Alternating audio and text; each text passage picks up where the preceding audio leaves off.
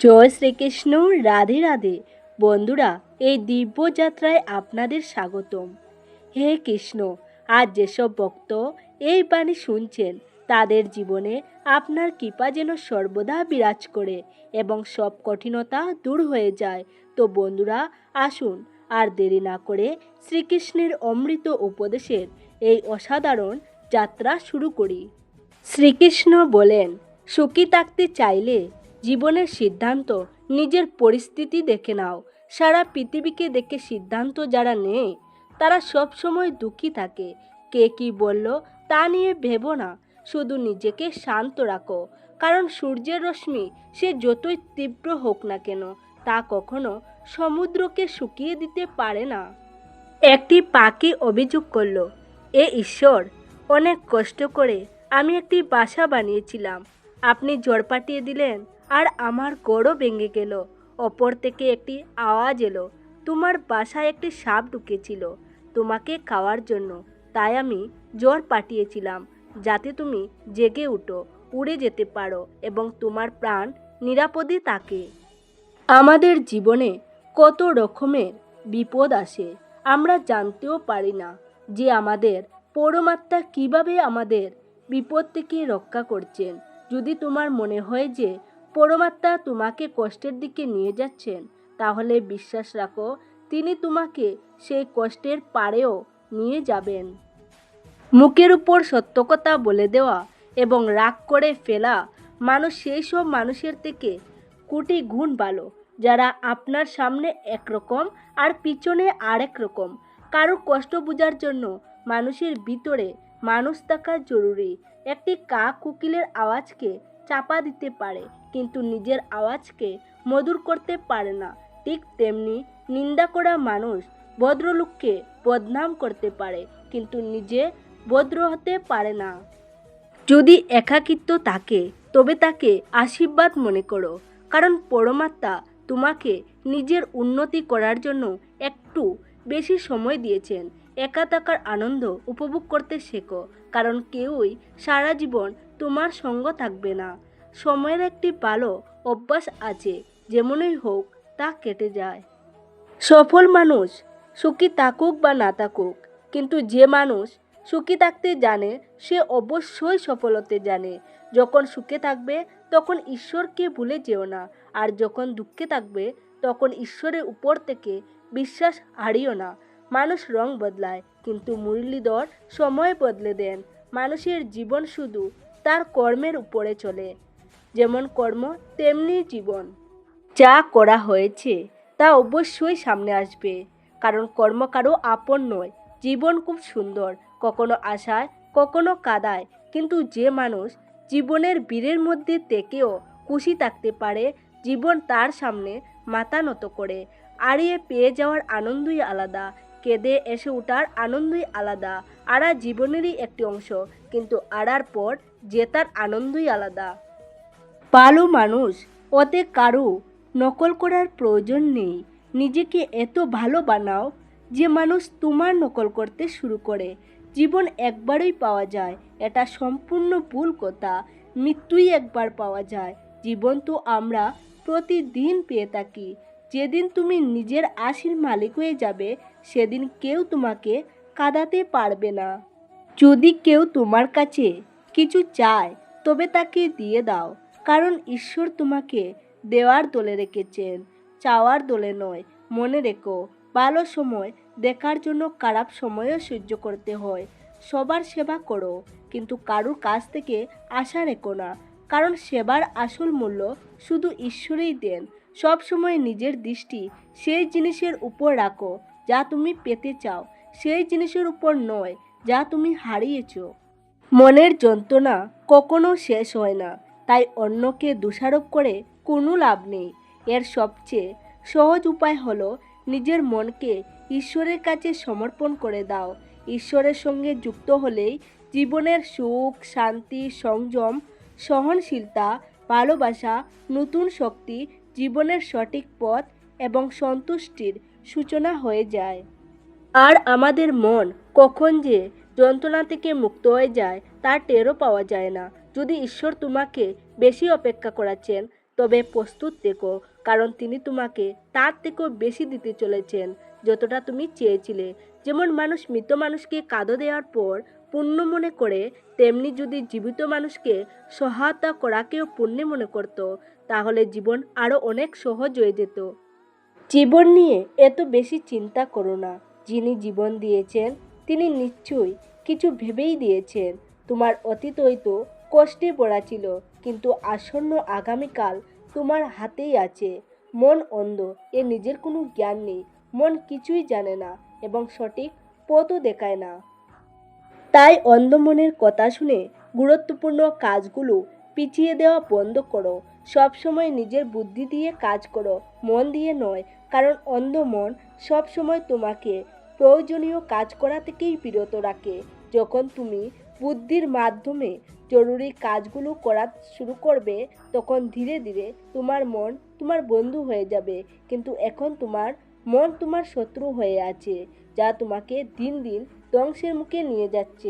অন্য দানের থেকে বড় দান হয় না, আর মা বাবার থেকে বড় দেবতা হয় না। জীবনের সব থেকে বড় গুরুমন্ত্র হলো নিজের গোপন কথা কাউকে না বলা। প্রয়োজনে বেশি সম্মান ও সময় দিলে মানুষ তোমাকে তুচ্ছ ভাবতে শুরু করে। কখনো যদি তোমার পিছনে তোমার কথা হয়, তাহলে ভয় পেও না, কারণ কথা তো তাদেরই হয় যাদের মধ্যে কিছু কথা থাকার মতো বিষয় থাকে। মনে রেখো, সফলতা কখনো চেয়ে পাওয়া যায় না, চেয়ে পাওয়া যায় শুধু ভিক্ষা। কোনো কাজের সাফল্য পেতে হলে সেই পরিশ্রম তোমাকেই করতে হবে। ছোটো ছোটো ভুল থেকে বাঁচার চেষ্টা করো, কারণ মানুষ কখনো পাহাড়ে ধাক্কা খায় না, ছোটো ছোটো পাথরেই ধাক্কা খায়। নিজের ভুল স্বীকার না করলে তুমি কখনোই ভালো মানুষ হতে পারবে না। মনে রেখো, অপমানের প্রতিশোধ ঝগড়া করে নয়, সামনে থাকা মানুষের থেকে বেশি সফল হয়েও নেওয়া যায়। খারাপ কিছু চিন্তা করার হলে সেটাকে কাল পর্যন্ত পিছিয়ে দাও, আর ভালো কিছু চিন্তা করার হলে সেটা আজকেই করে ফেলো। সাথে থেকে যে প্রতারণা করে, তার থেকে বড় শত্রু আর কেউ হতে পারে না।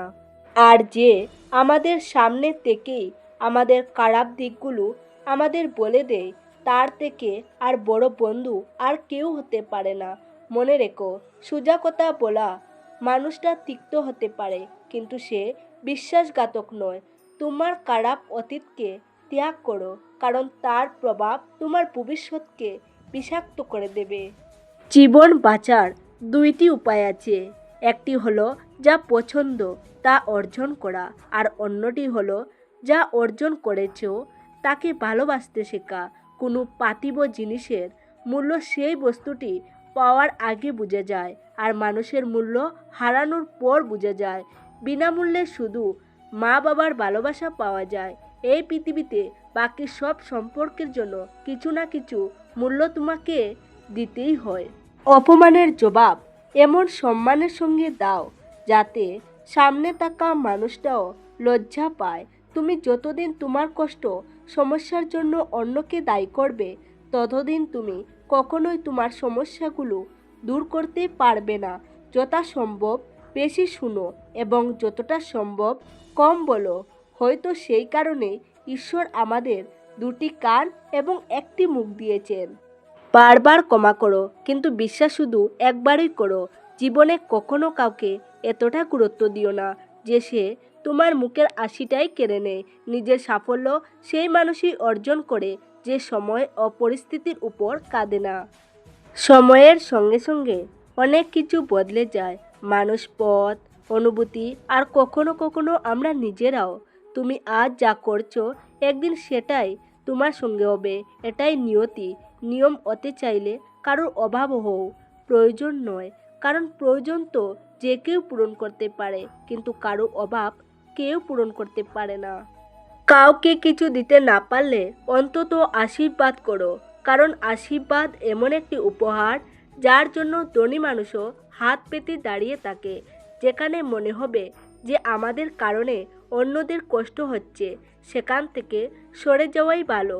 প্রতারণা, কপটতা, পাপ ততটাই করো যতটা তুমি নিজে সহ্য করতে পারবে, কারণ প্রকৃতি কাউকে ছেড়ে দেয় না। সবার হিসাব এই পৃথিবীতেই হয়ে যায়। যদি তোমার কোনো শত্রু না থাকে, তবে এর মানে তুমি সেই জায়গাগুলোতেও চুপ ছিলে যেখানে সত্য কথা বলার জরুরি ছিল। ভালোবাসা বিনামূল্যে হলেও এই পৃথিবীর সবথেকে দামি সুখ যেদিন তুমি বুঝতে পারবে যে তোমার ছাড়া এই পৃথিবীতে আর কেউ নেই, সেদিন থেকেই তোমার আসল জীবন শুরু হবে। অতিরিক্ত আশা আকাঙ্ক্ষাকেও থামাও, মনের শান্তি আবার ফিরে আসবে। কিছু মানুষ সবসময় হাসতে থাকে কারণ তারা জানে তাদের কষ্ট বোঝার মতো কেউ নেই। কাউকে মনের কথা বললেও সেও হয়তো তা নিয়ে মজা করবে। যে অন্যের অধিকার ও সুখ কেড়ে নেয়, তারা সুখের আয়ু খুবই কমে যায়। সম্পর্ক টিকিয়ে রাখতে অনেক নম্রতা দরকার। চল কপট দিয়ে তো শুধু মহাভারত রচনা হয়। সবসময় সেই কাজ করো যা সঠিক, সেটা করো না যা শুধুই সহজ। দরিদ্র এবং দারিদ্র থেকে শেখা শিক্ষা মানুষকে ভিতর থেকে বদলে দিতে বাধ্য করে। যেভাবে তুমি কথা বলো সেভাবেই অন্যের কথা শুনতেও পছন্দ করো। ঈশ্বরকে তোমার সবচেয়ে কাছের বন্ধু বানিয়ে নাও, কারণ পরমাত্মাই একমাত্র সঙ্গী যিনি তখনও পাশে থাকেন যখন পুরো পৃথিবী আমাদের ছেড়ে যায়। এমন মানুষের সঙ্গে বন্ধুত্ব রাখো যারা তোমাকে আরও ভালো হতে অনুপ্রাণিত করে, যারা তোমাকে নিজের দায়িত্ব মনে করে তোমার খেয়াল রাখে, তোমাকে আপন মনে করে, তোমাকে নিজের ঘরের মতো অনুভূতি দেয়, তোমাকে সাহায্য করে এবং তোমাকে বুঝে। মৃত্যুর পর কেউ তোমার কথা শুনবে না, কর্মের গতি নির্ধারণ করবে তোমাকে কোন দিকে টেনে নিয়ে যাওয়া হবে। স্বাস্থ্য সবথেকে বড় উপহার, সন্তোষ সবচেয়ে বড় সম্পদ, বিশ্বস্ততা সবচেয়ে বড় সম্পর্ক। তুমি যদি প্রতারণা করো তবে প্রতারণাই ফিরে পাবে, আজ না হয় কাল, কিন্তু অবশ্যই পাবে। সত্যের পথে জীবন কাটালে প্রতি মুহূর্তে শান্তি পাবে, কিন্তু যদি অসত্য এবং চলনার পথ বেছে নাও তাহলে প্রতি মুহূর্তে শাস্তি পাবে। জীবনে এখনো পর্যন্ত এতটাই বুঝেছি যে কিছু গভীর সম্পর্ক দুর্বল মানুষের সাথে হয়, যারা খেলনার মতো বিশ্বাস ভেঙে দেয়। বৃষ্টি আর রোদ দুটো একসাথে মিললেই রামধনু তৈরি হয়। তাই সুন্দর জীবনের জন্য সুখ আর দুঃখ দুটোই প্রয়োজন। মানুষ তখনই দুশ্চিন্তায় থাকে যখন সে নিজের জন্য কম আর অন্যদের জন্য বেশি বাঁচে। যে মুহূর্ত তোমায় আঘাত দেয় তাকে খারাপ বলো না, বরং সেই মুহূর্তকে মূল্য দাও, কারণ সেটাই তোমার বাঁচার নতুন পথ শেখায়। তোমার সাফল্যে তারা অংশ নেয় যাদের তুমি ভালোবাসো, আর তোমার সংগ্রামে তারা পাশে থাকে যারা তোমাকে ভালোবাসে। যে সবচেয়ে বেশি ভেঙে পড়েছে সেই মানুষটাই আবার সুন্দরভাবে গড়ে ওঠে, এটাই জীবনের সত্য। কিছু ভুল সিদ্ধান্তই জীবনের আসল মানে শেখায়। সম্পর্ক ধরে রাখা শুধু একটি শর্ত আছে, কারো ত্রুটি নয়, তার ভালো দিকটা দেখো। কোনো প্রয়োজন ছাড়াই মানুষের খোঁজ নেওয়া একজন ভালো মানুষের পরিচয়। সবসময় আশা ঈশ্বরের উপর রাখো, কারণ এই পুরো পৃথিবীতে যত দ্রুত ঈশ্বর খুশি হন তত দ্রুত আর কেউ খুশি হয় না। যার মন শান্ত, যে মানুষ কথা বলার সময়ও কাজ করার সময় শান্ত থাকে, সেই সত্যকে পেয়েছে এবং দুঃখ কষ্ট থেকে মুক্ত হয়েছে। একটি দেশলাইয়ের কাঠি অন্যকে জ্বালানোর আগে নিজেই জ্বলে ওঠে, তেমনি আমাদের রাগও এই দেশলাই কাঠির মতো, যা অন্যকে নষ্ট করার আগে নিজেকেই পুড়িয়ে ফেলে। বুদ্ধির কথা সাধারণত দু ধরনের মানুষই বলে, একজন যার বয়স অনেক বেশি, আরেকজন যে খুব অল্প বয়সে খারাপ সময় দেখেছে। এই পৃথিবীতে আবেগের মতো আগুন নেই, মূর্খতার মতো জাল নেই, ঘৃণার মতো দানব নেই এবং লোভের মতো ধারালো কিছুই নেই। গুণ ৩৬টি নয়, মাত্র 4টি হলেই যথেষ্ট। ভালো ব্যবহার, পরিষ্কার নীতি, সৎ হৃদয় এবং সততা। ক্রোধের অবস্থায় বিভ্রান্তি জন্ম হয়, বিভ্রান্তি বুদ্ধিকে নষ্ট করে দেয়, বুদ্ধি নষ্ট হয়ে গেলে মানুষের পতন ঘটে। বাতাস যদি তার সীমা অতিক্রম করে তবে তার সব কিছু ধ্বংস করে, আর কথা যদি সীমা ছাড়ে তাহলে সর্বনাশ ডেকে আনে। কাউকে প্রতারণা করা একটি ঋণ, যা একদিন অন্য কারোর হাতে তোমাকে অবশ্যই শোধ করতে হয়। এটি কলিযুগ, সব সময় প্রস্তুত থেকো। আবহাওয়া এবং মানুষ কখন যে বদলে যাবে তার কোনো নিশ্চয়তা নেই। ভগবান বলেন, তুমি যদি আমার দিকে তাকাও, আমিও তোমার দিকে তাকাবো। তুমি যেভাবে আমাকে স্মরণ করবে আমি সেভাবেই তোমার কাছে আসব। প্রতিশোধ নেওয়ার কথা ভেবো না, শান্ত হয়ে বসে থাকো। যারা তোমার সাথে খারাপ করেছে শেষে তাদের সাথে খারাপই হবে। এই পৃথিবীতে সবচেয়ে মূল্যবান জিনিস হলো সময়, তাই এটাকে কখনো নষ্ট করো না, নইলে শেষে অনুতাপ ছাড়া আর কিছুই থাকবে না। জীবনে নিজেকে কারোর সাথে তুলনা করো না, যেমন চাঁদ আর সূর্যের তুলনা করা যায় না, কারণ দুজনেই নিজের সময়তেই জ্বলে ওঠে। যদি কোনো কাজ করতে ভয় লাগে তবে মনে রেখো এই ভয় প্রমাণ করে তোমার কাজটি সত্যি সাহসিকতায় ভরা। যাদের স্বপ্ন উঁচু এবং বড় হয় তাদের পরীক্ষাও কঠিন হয়। পাহাড়ের উচ্চতা তোমাকে এগোতে বাধা দেয় না, বরং তোমার ভিতরে থাকা ছোটো ছোটো কাঁকড়ই তোমাকে থামিয়ে দিতে পারে। সেই কাঁকড়টা ফেলে দাও, তাহলেই দেখবে জীবন কতটা সহজ হয়ে উঠেছে। তোমার সাহসকে বলো না তোমার সমস্যা কত বড়, বরং তোমার সমস্যাকে বলো তোমার সাহস কত বড়। সফল সে নয় যে নিজের শত্রুদের উপর বিজয় লাভ করে, বরং সফল সেই যে নিজের ইচ্ছাগুলোর উপরও বিজয় লাভ করতে পারে। যদি শুধুমাত্র এই কারণে তুমি তোমার স্বপ্নের উপর কাজ করা বন্ধ করে দাও যে কেউ মনে করে যে তুমি সেটা করতে পারবে না, তাহলে সেটি তোমার স্বপ্ন নয়, সেটি কেবল তোমার একটি ছোট্ট ইচ্ছা। যারা তোমাকে কাছ থেকে চেনে না তাদের কথাকে হৃদয় নিও না, সামনে এগিয়ে যাও এবং কিছু করে দেখাও। জীবনে ভালো মানুষের খোঁজ করো না, বরং নিজেই ভালো মানুষ হয়ে ওঠো। তোমার সাথে দেখা করে হয়তো কারো জীবন পরিপূর্ণ হয়ে যেতে পারে। যদি তুমি উঠতে না জানো তাহলে দৌড়াও, যদি দৌড়াতে না পারো তাহলে হাঁটো, যদি হাঁটতে না পারো তাহলে হামাগুড়ি দাও, কিন্তু সবসময় সামনে এগিয়ে যেতে থাকো। একবার একজন গুরু তার শিষ্যদের জিজ্ঞাসা করলেন, তোমরা কি জানো আমাদের ভিতর একটি বড় যুদ্ধ সব সময় চলতে থাকে। যখন সব শিষ্য চুপ রইল তখন গুরুজি বললেন, আসলে সবথেকে বড় লড়াই আমাদের ভিতরে থাকা দুটি নেকড়ের মধ্যে হয়। একটি কালো নেকড়ে যে রাগ, হিংসা, অহংকার, দুঃখ, লোভ, চুরি ও মিথ্যার বাসা বলে। আরেকটি হলো সাদা নেকড়ে যে আনন্দ, প্রেম, দয়া, চিন্তা এবং সদ্ভাবনার বাসা বলে। এই লড়াইয়ের শব্দের মধ্যে আমরা আমাদের মনের যে শান্তি আগে থেকেই আছে তা ভুলে যাই এবং সেটিকে অন্য কোথাও খুঁজতে চেষ্টা করি।